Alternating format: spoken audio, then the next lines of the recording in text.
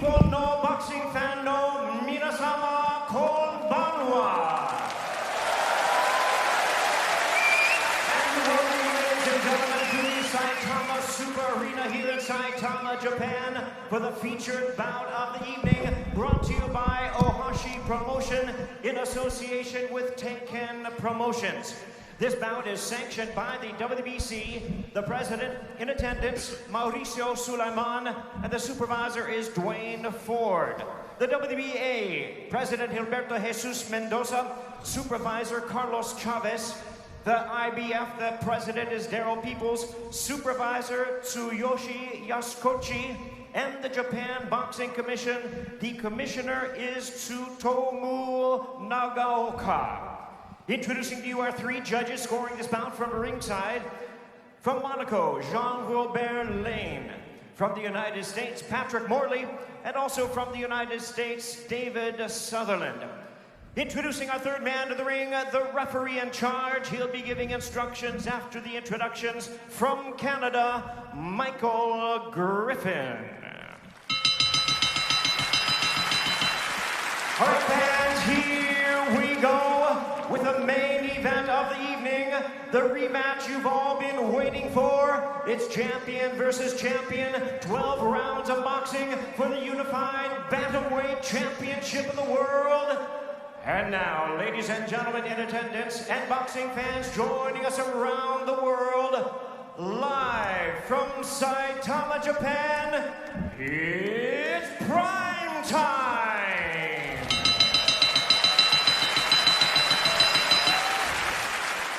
Introducing to you first, the WBC champion on my right, fighting out of the blue corner.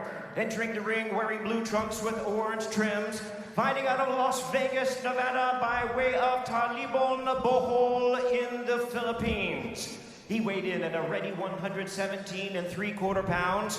In his remarkable 20-year career, he has an outstanding record of 42 wins, 6 losses, with 28 wins coming by way of knockout. Tonight in his 22nd world title appearance, ladies and gentlemen, here is the future Hall of Famer, the renowned 5-division world champion, and the current defending WBC bantamweight champion of the world, introducing the Filipino Flash, NONITO.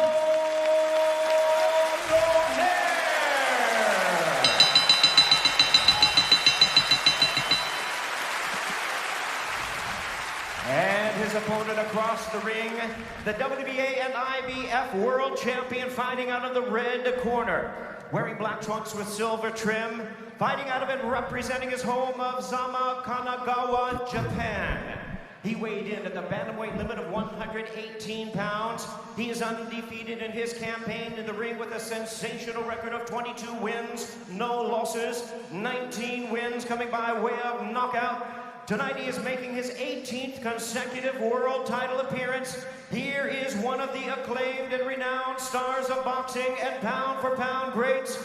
Ladies and gentlemen, please welcome the 3-division world champion, the hard-hitting, undefeated, reigning and defending WBA and IBF bantamweight champion of the world, introducing NAOYA Monster.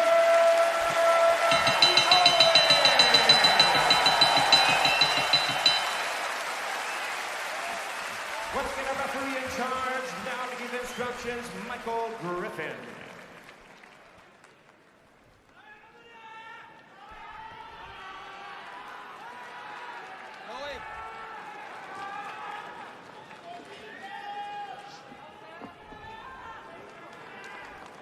You gentlemen have received my instructions in the dressing room. You know what we're here for. Remember to protect yourself at all times. And when you touch gloves now, men, you're boxing at the bell. God bless you both. The wait is over. 2 years and 7 months after they first delivered a Fight of the Year performance, Nonito Donaire and Naoya Inoue, 2 virtuosos in the ring, present Poetry of Violence. Round 13. Bernardo Osuna alongside Hall of Famer Andre Ward, and it's Donaire coming out fast with the left hook.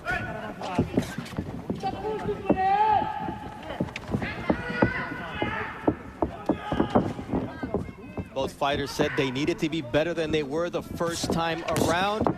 For DONAIRE, impossible to think that even though he fractured the right orbital bone of INOUE and his nose, nonetheless, he wasn't able to come away with the victory thanks to the courage and boxing skill of the hard-hitting Japanese monster. Already in this first 30 seconds, I see a DONAIRE who's swifter on his feet. He's feinting, and he's looking like he wants to hide the power and not be so predictable. And I see the same INOUE. Quick, fast, always thinking, looking for the big shot. Big difference here, the gloves that are being worn by both fighters. They're puncher's gloves. The first fight, they featured winning gloves. This time, the left hook of INOUE is in the Cleto Reyes horsehair puncher's glove. Nonito DONAIRE with the Everlast MX, a hybrid horsehair and foam glove made by Everlast. Both fighters have tasted the other's power. They respect the power, and neither fighter wants to make a mistake, especially early in this fight. The first attempt by DONAIRE to land that right hand, which hurt INOUE on several occasions in the first fight, and sometimes gets overlooked because of his beautiful left hook, as INOUE is able to land a check hook here with 1:15 seconds left in round one.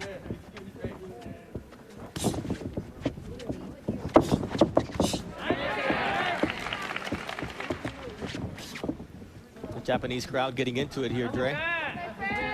Yes, good shot right there. INOUE gives the crowd a lot to get excited about, and this is a crowd that is typically respectful and very quiet, but it's hard to stay quiet when you see the explosive shots of INOUE land clean like the right hand just landed. You see the jab of INOUE DONAIRE with the counter right, and now a left hook from INOUE. This fight can change with one punch at any moment. You won't want to blink because they both have dynamite in their punches. You see that left from INOUE.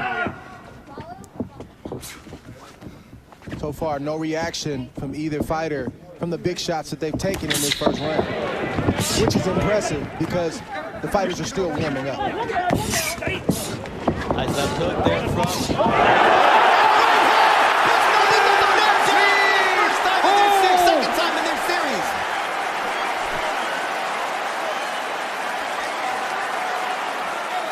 He's hurt right now, Bernardo.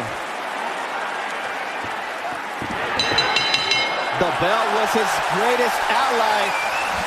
The first time he's dropped by a headshot by Naoya Inoue, he was dropped by a body shot in the 11th round of their first fight. What a start for Naoya Inoue, Dre. Everything, Inoue was winning that round, and nothing crazy had happened until it did. A quick right hand to the temple of Nonito, and it sat him right on his butt. He didn't know how he got there. He just realized that he was on the canvas, and that's the type of explosive power that we've been promoting this fight with. They both possess it, but Inoue's is a little bit different, and we saw it on full display in that first round.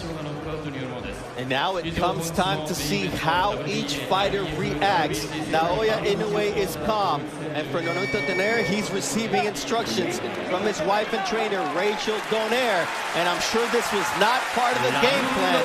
And the only positive, Dre, is there's a lot of time to make it up. You don't have to make it all up right now. Right, and the good thing for DONAIRE is he has great recuperative powers. Somehow, some way, he's able to eat those big shots and keep on coming, but he can't take too many more of those. Now it's DONAIRE landing that vaunted left hook.